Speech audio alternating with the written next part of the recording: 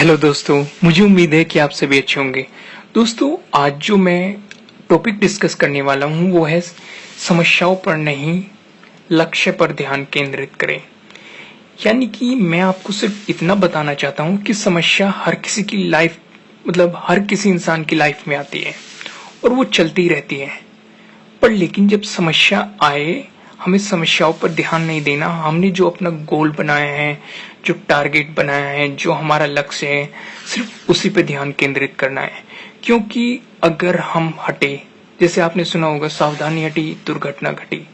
अगर आपने अपने लक्ष्य पे से ध्यान हटा के समस्याओं पे थोड़ा सा भी लगा दिया तो आप अपने लक्ष्य से चूक जाओगे।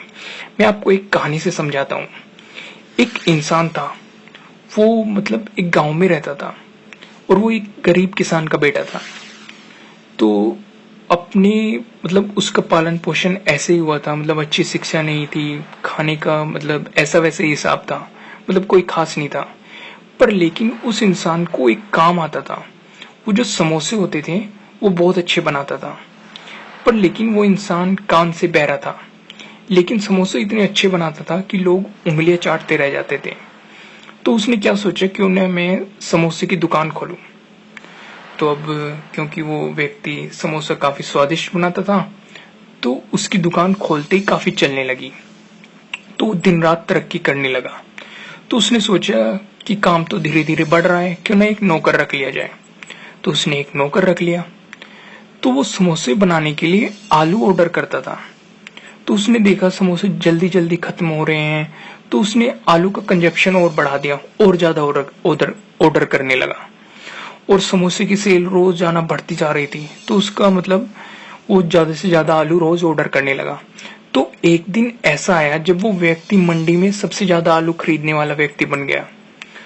तो क्या हुआ कि उसकी खबरें रेडियो पे भी आती थी, टीवी पे भी आती थी, न्यूज़पेपर में भी आती थी, उसकी दुकान के चर्चे। पर लेकिन ना तो उसे सुनता था, ना वो रेडियो देख पाता था, ना वो टीवी देख पाता था। जब सुनता ही नहीं था, उसे पता नहीं चलता था क्या हो रहा है। ना उसे पढ़ना लिखना आता था, ना वो अखबार पढ़ पाता था। पर लेकिन जो उसका बेटा था, उसने उसे एक अच्छी एजुकेशन दी थी। तो उसने एक टाइम पे सोचा क्यों ना अपने बेटे को भी समोसे के बिजनेस में लगा दिया जाए। तो उसने उसमें लगा दिया। धीरे धीरे उसे पढ़ाई के साथ सिखाने लगा। तो एक दिन उसके बेटे ने कहा कि पिताजी, कल मैंने टीवी देखा और अखबार भी पढ़ा और रेडियो पे भी सुना कि मंदी आने वाली है, क्यों ना हम आलू की डिमांड कम कर दें और पैसे बचा लें। तो उस व्यक्ति ने सोचा कि मेरा बेटा पढ़ा लिखा है तो इसे ज्यादा पता होगा। तो उसने आलू की डिमांड कम कर दी।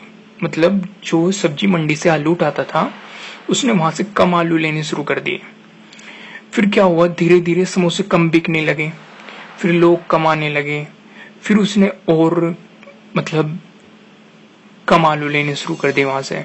फिर धीरे धीरे क्या हुआ, ऐसे ही कम करते करते उसकी दुकान बंद हो गई। तो उस व्यक्ति ने अपने बेटे से बोला कि बेटे, तूने सही कहा था, सचमुच आर्थिक मंदी आने वाली है और हमारा धंधा बंद ही हो गया। तो दोस्तों, आप समझ गए होंगे कि मैं आपको क्या कहना चाह रहा हूं इस कहानी से। कमी हमारे अंदर ही होती है और हम अपने लिए गए डिसीजनों के कारण ही सक्सेस होते हैं और अपने लिए गए डिसीजनों के कारण ही हम फेलियर की तरफ जाते हैं। जैसे रामू ने इस इंसान ने एक गलत डिसीजन लिया कि क्या हुआ कि उसने वहां से आलू उठाना कम शुरू कर दिए और धीरे धीरे वो कम करता गया और एक टाइम पे ऐसा आया, उसने लेने बंद ही कर दी और उसकी दुकान ठप हो गई।